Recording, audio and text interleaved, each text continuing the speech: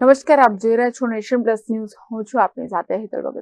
વડોદરા શહેર પીસીબીએ online cricket સટ્ટા તથા અન્ય ગેમિંગ સટ્ટામાં ગ્રાહકોના એકાઉન્ટ હેન્ડલિંગ કરતા 3 ઇસમોને ઝડપી પાડ્યા છે.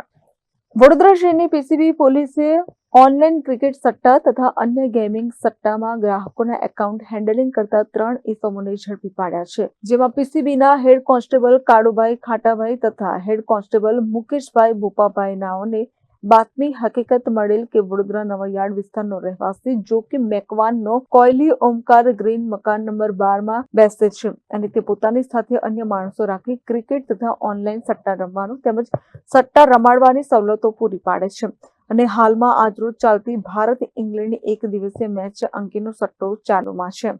જે હકીકતના આધારે માહિતી મુજબની જગ્યાએ રેડ કરતા ઓનલાઈન ગેમિંગ સટ્ટાના ડોમેન ઉપર ગ્રાહકોની હાર જીતના એકાઉન્ટ સેટલમેન્ટ કરતા 3 ઇસમોની કિંમત ₹1,20,000ના ઇલેક્ટ્રિક ગેઝેટો સાથે ઝડપી પાડી જવાહરનગર પોલીસ સ્ટેશન ખાતે જુગાર ધારા મુજબનો ગુનો રજીસ્ટર કરાવી પીસીબી દ્વારા તપાસ હાથ ધરવામાં આવેલ છે.